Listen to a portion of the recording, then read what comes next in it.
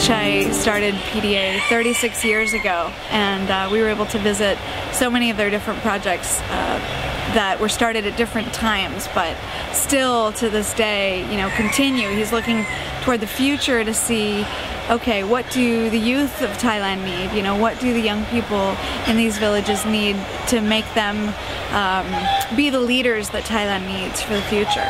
So what Khun Mechai and his staff have done at PDA over 25 years in the case of this village development project has been to try to advise people to get them to be sustainable all on their own. Not coming in with, you know, this is what I think you should do, but more, what would the people in the village like to do, and then bring some business savvy to it. The idea is to bring the machines to the people. So instead of people having to migrate from the villages, they purposely put these factories in these areas so villagers can have their children nearby. As he described it, you know, why should people have to live away from their family and send money home? You know, why can't they live and work in a place like this? In the example of the Silk Village project, really the quality of what they've produced is incredible, and it gives them pride to be able to say, you know, these are our local patterns and our designs, and then they're also happy that they can have something to export and share. And they just decided to move one loom into each home of each of the women, and that allowed them to have a happier work environment. They were able to be more autonomous, and it just makes sense. Everything that he does pretty much is trafficking prevention.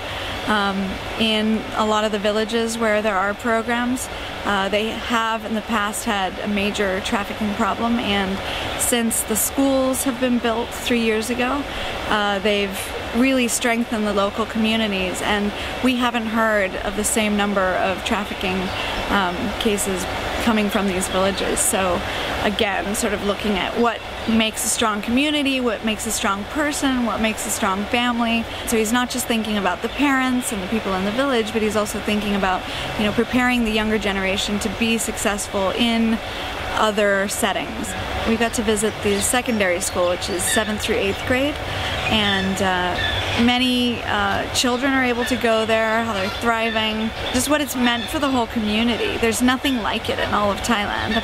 The poorest of the poor in the rural communities can get a fantastic education, and the only requirement for them to be able to have their school lunch paid or anything else is to participate and help in the communities. They understand that if they're getting something, they need to give something back. It really is trafficking prevention, this program specifically. Without this school, I'm pretty sure that the trafficking that was occurring before in this area of Thailand would have grown. And it's definitely decreased. And for us, it's a fantastic way to partner. That makes total sense because you're keeping the kids safe, you're keeping their families sort of in the loop, you're keeping them educated, you're letting them know what's going on, you're able to have really close contact with them. The teachers actually know the families very well, and they do talk to them about things like trafficking, all sorts of things that in a traditional Thai school, children might not, you know, have that safety net. So far, it's been incredibly successful.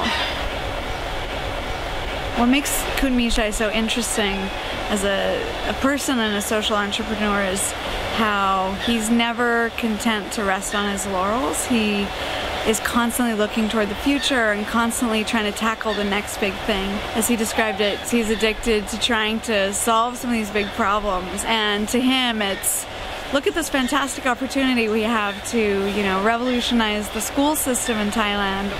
The plans for the future, again, he's always looking toward the future, are to have 9th graders come and be able to stay here and learn all about agricultural sustainability, all about how to run a business. So they're going to be able to learn hands-on in 9th grade how to help in the operations of the resort here.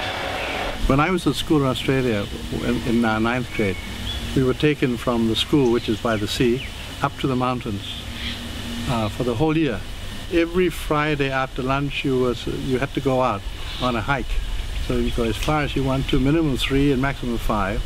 And we were given chocolate, cheese, and chops, and bread, and butter, and bacon, and cooked our own meal, our own tents, and so on, to explore. And for me, in the beginning, I thought, what a bore. And I got more and more interested in it. And also, that's where I learned photography when I didn't want to go hiking.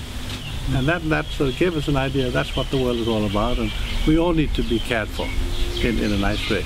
So I'm using that as an example to come here. Thai education is much more narrow than the Australian education, but nobody's done it before. While here, they'll be learning anything that 9th graders have to learn, but a bit more. But it's 7 days a week. We've got 2 days holidays, but it's not just hanging around looking at television. We organize trips on boats to go out, do marine biology, so that we're next to the yacht club. You learn about the wind and wind energy, and the yacht club will show you how to sail. So you can know that you can go sailing without having gasoline. We'll say that, all right, one day, if you want to eat meat, you have to kill it yourself. Otherwise, just eat vegetarian. Because somebody has to kill the chicken. Why not you, since you eat it? You know that directly where the trees are, that's where the dormitory for the kids will be. And the classrooms will be over there amongst the trees. And they will eat in different places all the time, just like we don't want them to be bored. In the school, you eat in one place all the time. At home, sometimes you go out to eat, so we're going to have them eat sometimes in a tree there, on the beach, so they'll never be bored with eating. I was a bad student. Unless the teacher made it fun, then I was a normal student. Sustainability is the thread that runs through all of these different organizations, programs, projects. It's the outlook and the philosophy of everyone that works with Khun Mechai to say, we've got a great idea, we can do this, but we want to do it in a way that's going to be sustainable. Teaching villagers, teaching children, teaching staff even, and program managers to look at everything with a long view. Nothing's going to be solved in a year or 2 years. We're talking a lifetime, another generation, and that's a tribute to Khun Mechai and his vision and his forward thinking. What are people going to need? Are we doing this right the first time around so that we're not wasting resources, we're not wasting time, and we're doing something that will last, building things to last.